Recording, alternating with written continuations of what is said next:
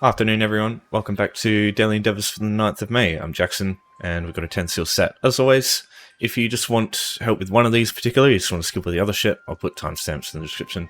So, it's a pretty good set. Nothing wrong with it, I think.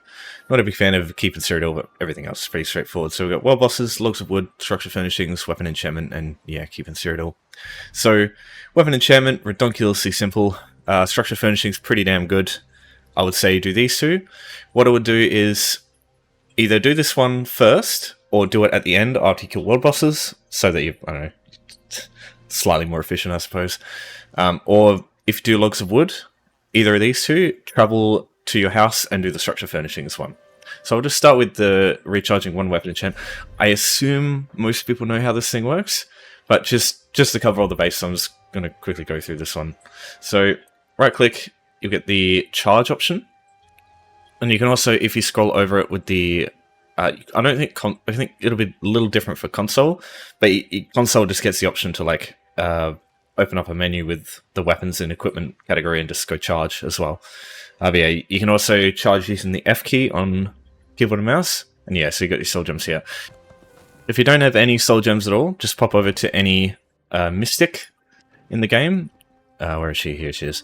So mystics sell filled and empty soul gems. You can also usually find soul gems in the buildings that they sell their stuff in or around them. In this case, you can see soul gems all over the place here. If you're a Nightblade, you can just go cloak and just grab them, and they can't spot you. Or you just wait for them to be turned around like this and go stealth. Then all you need is just get to the soul magic consuming or just soul trap, whichever this is. You'll have this by default. You don't even need to put a point in it. So just go up to anything like a mud crab here and just kill it. What that'll do is, one, it'll use up a charge of your weapon, so you can immediately charge it, even if it was full, and you'll also have the soul gem to charge it with. So it's that simple. To get soul gems from bosses, public dungeon bosses, if you're gonna like delve bosses, public dungeon bosses, if you're gonna do those for the Golden Pursuit. So yeah, all sorts of ways. If you do dolmens as well, like if you're doing foes and Oridon, just do dolmens. You get soul gems from the chest and doing dolmens. You can get them from pretty much anything. Killing bosses pretty much anywhere gives you soul gems in this game. So just some quick prep before you focus on the other stuff, just so you have what you need to do structure furnishings. Firstly, if you've got a bigger house, wait until you travel there, because some of these big houses generally do have structure furnishings in them.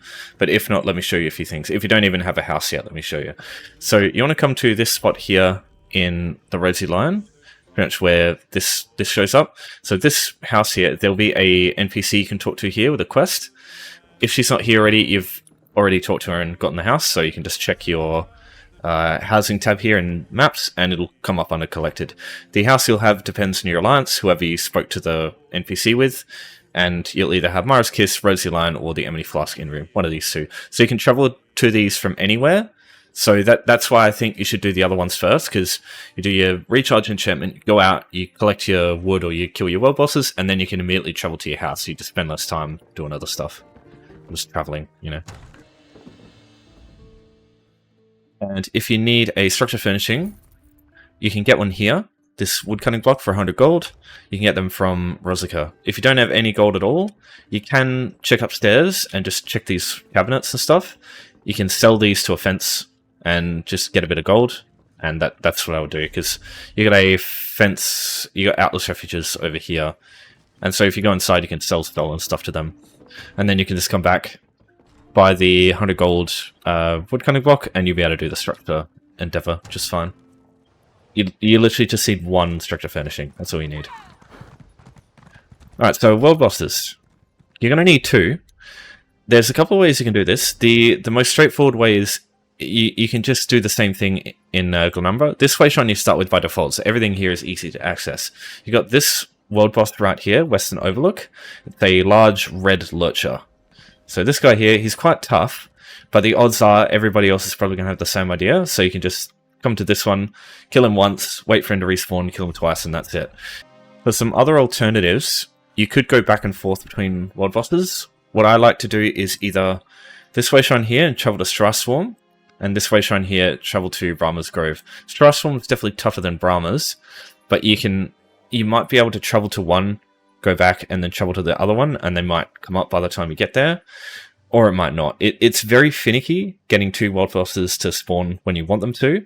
That's why I would prefer doing the woodcutting one, because generally I feel like you'll probably be waiting less time, but it's just dependent. They're both a bit finicky, so either one I don't think is a bad choice. The other place I would go if you want to get multiple world bosses in quick succession, you've got this world boss here and this world boss here. So what I would do is I would go to Divaz Chagrin Way Shrine in Alika Desert and go to Lost Caravan. As soon as you defeat Lost Caravan, I'd go here, go to this way shrine, and travel over to Lesser Circle, because Lesser Circle's a bit more of a pain to get back to, but it's easy to reach.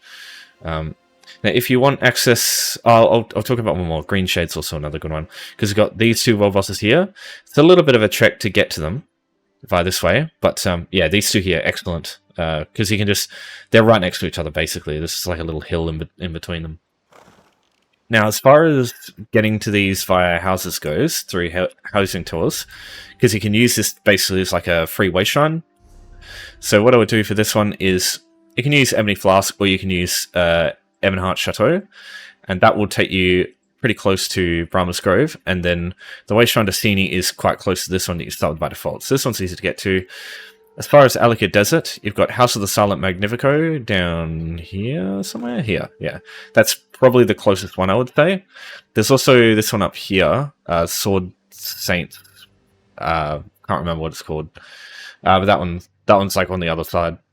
Yeah, I'd say find this one in Home Tours and just travel down here, get this way shrine. And then Green Shade, Hunter's Glade is in the Rift. So Boulder Tree Refuge here, this is probably the closest.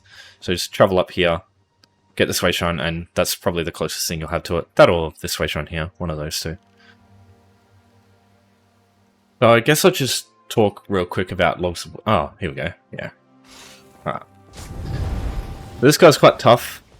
He does a lot of damage, but his attacks are quite slow, so probably the most annoying attack that he does is the Bitch Slap. That one there. It comes out super fast, and it's probably one of the hardest hitting abilities he's got. Let's get me magic potions.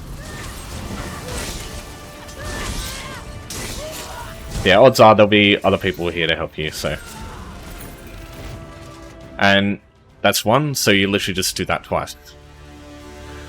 So yeah, it's a little bit of waiting, but it's pretty chill. You can just watch YouTube in the background, and unlike with Delve and Public Dungeon bosses, you're not really in a rush to hit them as soon as they spawn, because they've got so much health. It's going to take ages for them to die before you need to worry about it. So yeah, that's like the chill way. But I would say there's nothing wrong with woodworking either, because with this one, you need 5 logs, and sometimes you can just find 5 in a row in quick succession. So some things to help. Oh yeah, here we go. So here's one already. So this is what you're looking for. So this is the max level wood node that you'll find. So you just need 5 of those. So let me just bring up a thing to help you with this. The woodworking materials here.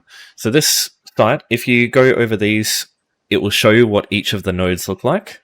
So for example, Ruby Ash, which one you get depends on a couple of things, depends on your level. If you're level 20, for example, I think you'll get oak. And if your crafting level is a certain level, you'll also get other stuff. So for example, here I can only get sanded Ruby Ash, but if I was at 5 out of 10, for example, I'd get YEW, and but if I was max level, I'd also get Ruby Ash. It's a 50-50 chance based on your level and your crafting passive here, how many points you've got in this. So it might be a good idea to get if you can get a character with max level woodworking, it'd be good, because you're only looking for this one here, and yeah, Ruby Ash is good. So it's something that's always sought after. So yeah, this is what I would suggest.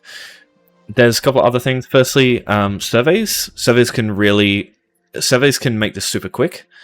Just one survey is 6 nodes, so this is literally all it would take to get this endeavor done. That being said, if it's your last or maybe second last survey, maybe hold on to them. Sorry, I decided to grab something. So with surveys, hold on to them, because you can get them as endeavors. And if you don't have a survey to do this, it's just going to take you longer. Whereas if you don't have a survey to do the survey endeavor, you've got no alternatives. So sometimes those days, like the other options you get are shit. So you want to hold on to these whenever those come up. It's like a rain check. Okay, and then you also want, if you can, get a character that's quick, because you'll be spending less time running around and more time grabbing stuff. And if you can get it, the champion point master gatherer here, if you can put as many points into this as possible, that'd be good, because it'll just reduce the amount of time it takes for your character to chop the wood and claim it. Now you do compete with people for cutting these wood like rough wood nodes, but as soon as you start the animation to harvest it, other people can't grab it from you, so you don't have to worry about that. Here's another one. Yeah, Ruby Ash is great because you can see it so easily in the overland, just compared to like all the other stuff. Because the other wood nodes, they tend to blend in with the surroundings, whereas Ruby Ash is like, sticks out like a fucking sore thumb. It's like blood red, and there really isn't much stuff in the overland that's like that sort of color. So it's just it will be difficult for you to miss this stuff when you're just looking around with your eyes. Like even in places like the Deadlands.